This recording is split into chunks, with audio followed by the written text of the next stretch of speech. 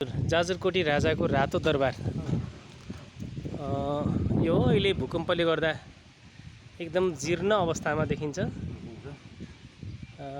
नतरी जाजरकोटी राजाको रातो दरबारको नामले पहिचान बोकेको दरबार यही हो। निकै कलात्मक बुट्टा भएको झ्यालहरू सबै दारकाठहरूमा बुट्टेदार छ। हामीले यहाँ हेर्न सक्छौं।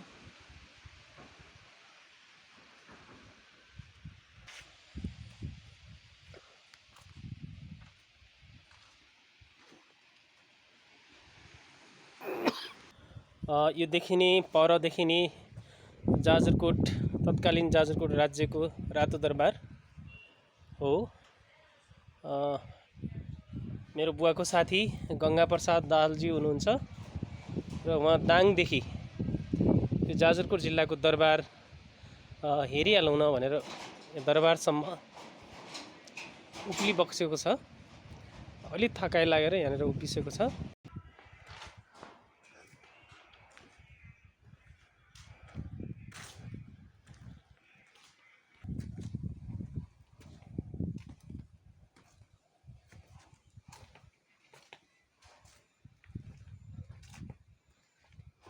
हाम्रो जाजरकोट तत्कालीन राज्यको जहाँबाट जाजरकोटी राजाले चाहिँ राजकाज सञ्चालन गरेको यही दरबार हो। र अहिले यो विभिन्न समयमा गएको भूकम्पले गर्दा निकै थला परिराखेको छ। र मैले मेरो बुवाको साथी मेरो अङ्कललाई यो दरबार देखाउन ल्याएको थिएँ र उहाँले यो दरबार हेरिस्यो। दरबारतिर हेर्दै बसिन्छ। अब यो निकै ऐतिहासिक जाजरकोट जिल्लाको सम्पत्ति धरोहरको रूपमा रहेको हुँदा यो दरबारलाई तत्काल पुनर्निर्माण गर्नुपर्ने देखिन्छ। सरकारवाला निकाय नेपाल सरकारले तत्काल दरबारलाई पुनर्निर्माणको लागि आवश्यक पहल गर्नेछ र जाजरकोटी तत्कालीन राज्यको एउटा सम्पत्तिको रूपमा यसलाई सङ्ग्रहालयको रूपमा राख्दै गर्दा निकै पर्यटकीय एउटा जाजरकोट जिल्लाको पर्यटकीय आकर्षण गर्ने सक्ने एउटा ऐतिहासिक थलोको रूपमा यो विकास गर्न सकिन्थ्यो।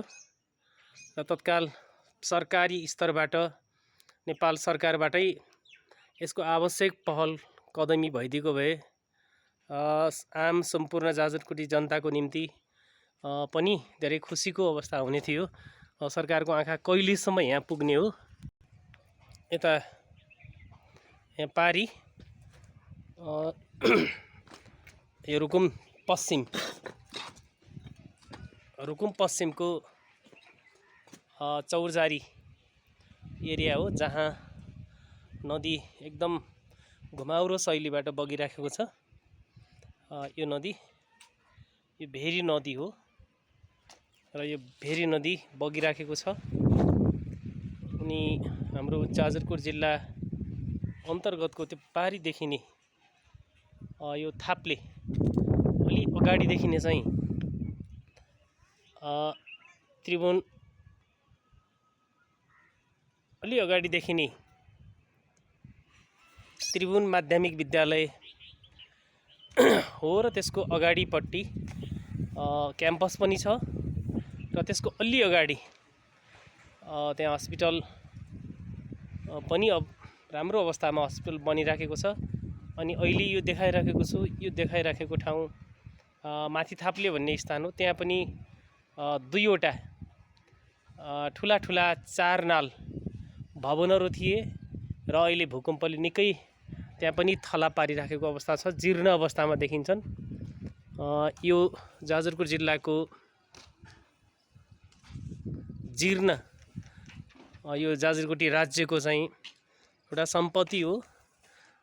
यही जाजरकोट राज्य हुने क्रममा यहीँबाट जाजरकोटी राजाले आफ्नो राजकाज सञ्चालन गरेको हो।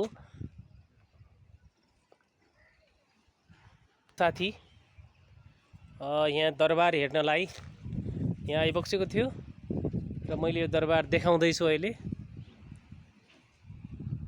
देख मान्छे बाबु बताउँ धन्यवाद तिमीलाई धेरै धेरै। मदाङबाट पनि जाजरकोट यसो हेर्न भनेर आएको म।